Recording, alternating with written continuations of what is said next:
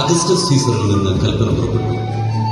ക്വിരിനിയോസ് സിറിയയിൽ ദേശാധിപതിയായിരിക്കുമ്പോൾ ആദ്യത്തെ ഈ പേരെഴുത്ത് നടന്നു.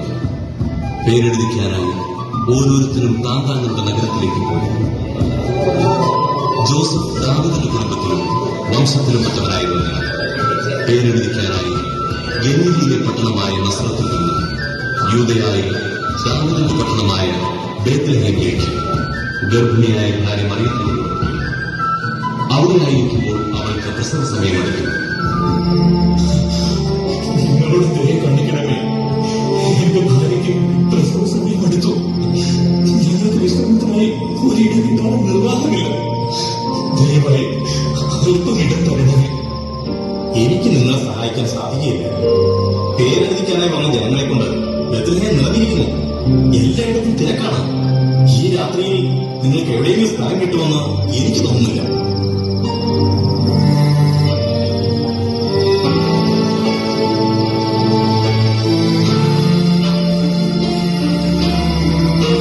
ഹെരോദീസ് രാജാവിന്റെ കാലത്ത് യൂദയായിലെ ബേത്ലഹേമിൽ യേശു ജനിച്ചപ്പോൾ പൗരസ്ത്യ ദേശത്തു നിന്ന് ജ്ഞാനികൾ ജെറുസലേമിലെത്തി. അവർ അല്ലയോ കിഴക്കിന്റെ രാജാക്കന്മാരെ, എന്താണ് വാർത്തകളുടെ ആഗമന ദേശം? മടിക്കേണ്ട, വഴി വെളിവാക്കാം. വിശ്വപ്രശസ്തനായ ഹെരോദീസ് മഹാരാജാവെ, അങ്ങയുടെ കൊട്ടാരത്തിൽ ഞങ്ങൾ മുഴുവനെയും അതിഥികളായി സ്വീകരിച്ച് ആദരിച്ചതിന് നന്ദി അറിയിക്കുന്നു.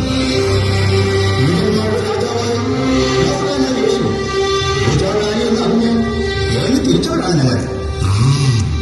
യൂദന്മാരുടെ രാജാവ്. ആ രാജാവ് എവിടെയാണ് ജനിച്ചതെന്നോ എപ്പോഴാണ് ജനിച്ചതെന്നോ അറിയാമോ?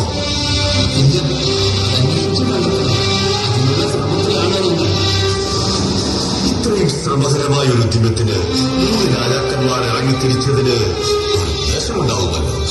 എന്താണത്? അത് ലോകരക്ഷകനെ നേരിൽ ദർശിക്കണം, ദ്രവ്യങ്ങൾ സമർപ്പിക്കണം, ദ്രവം സ്വീകരിക്കണം. വേണം, അത് വേണം. രാജാവല്ലേ ജനിച്ചിരിക്കുന്നത്. ചെറിയ രാജാക്കന്മാരൊക്കെ കണ്ടുകൊള്ളുന്നത് നല്ലതാണ്. നാമും അങ്ങനെ തന്നെ ചെയ്യുവാൻ ആഗ്രഹിക്കുന്നു. ആയതിനാൽ നിങ്ങൾ ശിശുവിനെ കണ്ട് മടങ്ങി തിരികെ പോകുമ്പോൾ ഇതിലെ വരണം.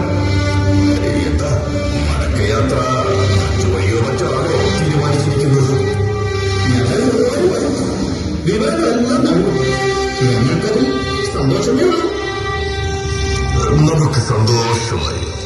മൂവരും മടങ്ങി വരുന്നതുവരെ നാം കാത്തിരിക്കും. ശിശുവിനെ കാണാൻ നമുക്ക് അത്ര തിടുക്കമായി. നേരമായി കേട്ട യാത്രയായിരിക്കും. നമ്മുടെ അതിഥികൾക്ക് വേണ്ട എല്ലാ സൗകര്യങ്ങളും ചെയ്തു കൊടുക്കും.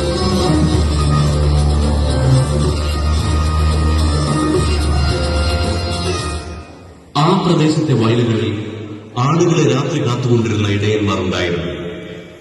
കർത്താവിന്റെ ദൂതൻ അവരുടെ അടുത്തെത്തി. കർത്താവിന്റെ മഹത്വം അവരുടെ മേൽ പ്രകാശിച്ചു. അവർ വളരെ ഭയപ്പെട്ടു. ദൂതൻ അവരോട് പറഞ്ഞു, അത്യുന്നതങ്ങളിൽ ദൈവത്തിന് മഹത്വം, ഭൂമിയിൽ ദൈവകൃപ ലഭിച്ചവർക്ക് സമാധാനം.